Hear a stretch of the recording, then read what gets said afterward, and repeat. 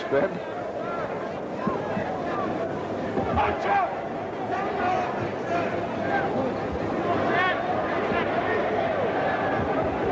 Well, I've got to admit, Russell, this was more action you anticipated for sure when you made this match. And I'd say twice as much as you anticipated. I'm a big fan of Jeff Chandler. I just didn't know if Vasquez could make him aggressive, but like I said, it wasn't the kind of fight I wanted to make, but if Chandler's going to go anywhere, he's going to have to beat a fighter like this. This with the right and then the left on the chin of Vasquez.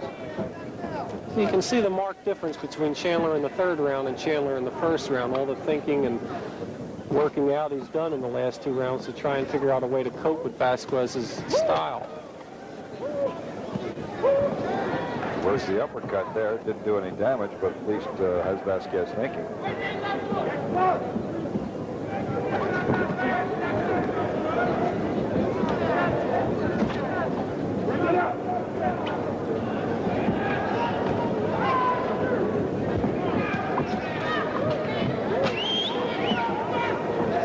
Plenty of movement by Vasquez. And that's it. I have to say that was Chandler's best round of the fight. Definite 5-4 for Chandler in round 3. I think the only common opponent for each of these 2 fighters is Andres Malanga Torres from Puerto Rico. Both Vasquez and Chandler defeated Torres by 10-round decision. Chandler doing it as recent as last October 24th right here in the Spectrum. Vasquez, incidentally, was a member of the 1968 U.S. Olympic team as a bantamweight. Went to Mexico City, lost to a fighter in the quarterfinals named Ricardo Delgado, came back as a professional and defeated him in Madison Square Garden early in his career. He's also an actor. He's had bit parts in movies like Serpico, and he's been on television in the Beretta series. The second actor we've had fighting tonight, Russ. That's right. Tex Cobb and Davey Vasquez.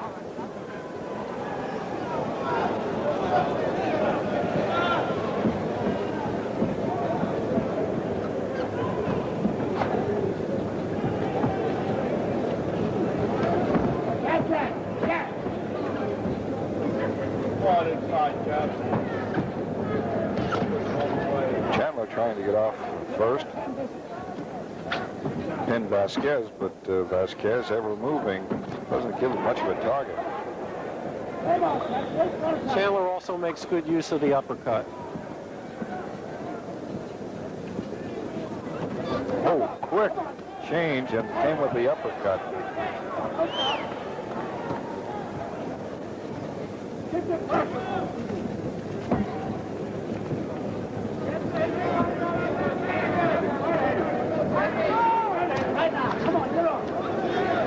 Almost an impossible punch to teach you. You're throwing the right to recock it and come back uppercut. A lot has to do with your stance, where your feet are placed.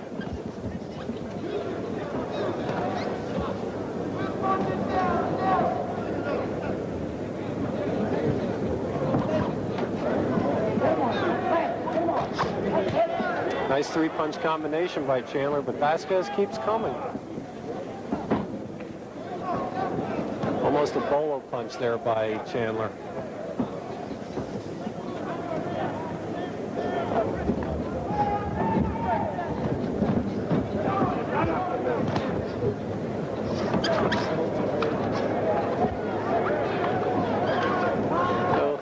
Through his entire career, Vasquez has always fought men bigger than him, so I don't think Chandler's size, Jeff's 5'7", is really posing any new problems to him.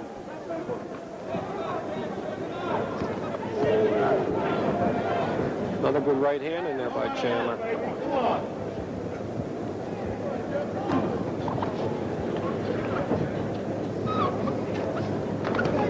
Vasquez has been fighting professionally for, I guess, at least 10 years.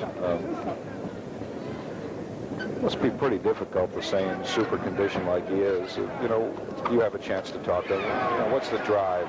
Obviously, he's not going to win the championship. Well, it's a little easier for Davey because he runs St. Mary's Recreation Center in the Bronx in New York. So He can train virtually on the job. He teaches young kids how to fight. He's still somewhat interested in his movie career, but not to the point where he gives up boxing. But in the last 2 years, he only has boxed twice a year. I think when the big push was on for Davey in the early 70s, we were punching after the bell, and he didn't quite make it. I think he's just resigned himself to try and pick up his couple paydays, do some traveling.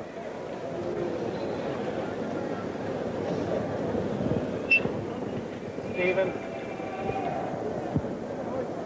And just some brief background on Vasquez. He won the North American Boxing Federation Bantamweight Championship in August 1971 when he KO'd Chuck Spencer of Cleveland. That took place in New York. And he eventually lost it to the future world champion Enrique Pinder of Panama. Vasquez currently number 11 in North American Boxing Federation ratings.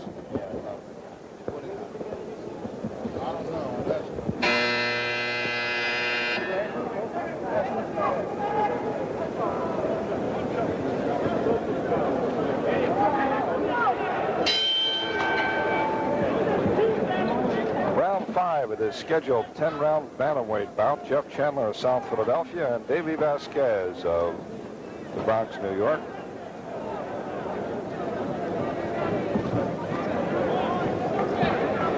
Chandler looks like he's going to start taking a lot more chances. He's starting to make more use of that uppercut. Slipped inside with a left jab there, and I think he might feel he's got Vasquez pretty well figured out by the 5th round.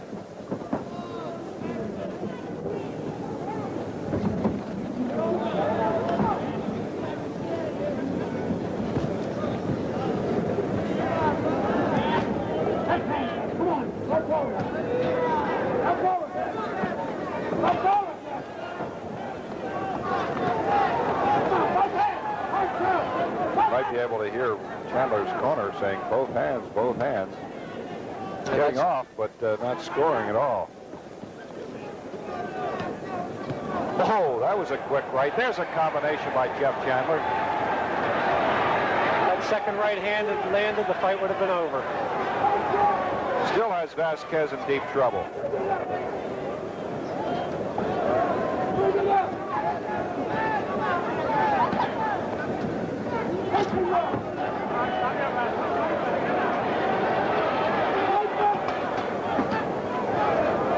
Jeff tried to come with the uppercut that time. Fortunately, Vasquez able to pick most of it off with his glove.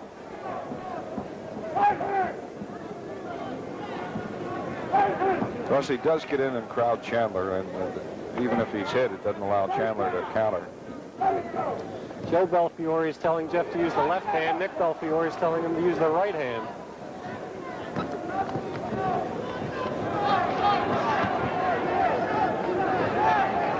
Two hooks that were picked off by Chandler.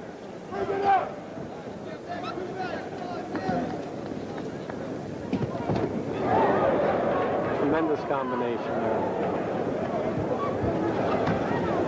Vasquez keeps coming back. This is turning into another brawl here, Hugh. I'll make a Jeff Chandler fan out of you yet. 35 seconds to go in round 5.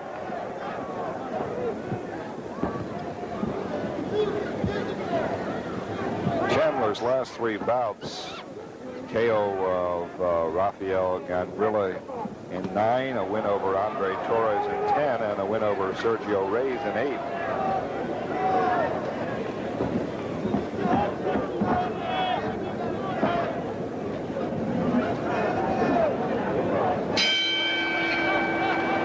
Well, 1st and 10 here as Jeff Chandler comes over to his corner. What's the crowd tonight, Russell? Just under 6,000, Hugh. 5981, I think Larry Rubin, our public relations director, informed me. It's considering the postponements, considering Bobby Chacon and Jerome Artis aren't fighting, considering Tommy Hearns is making his first fight against Alfonso Heyman here in Philadelphia, who's probably seen his best days. It's not a bad crowd. Is it Hearns thinking that he might like to do more than just a token appearance here, Russ? That's what his manager, Emmanuel Stewart, has told me, but you never know. Hearns is on the verge of fighting for the world title, and if he does it, it certainly won't be in Philadelphia. More likely, it will be in Detroit, his hometown, where they can come up with a big guarantee to lure the title holder in there.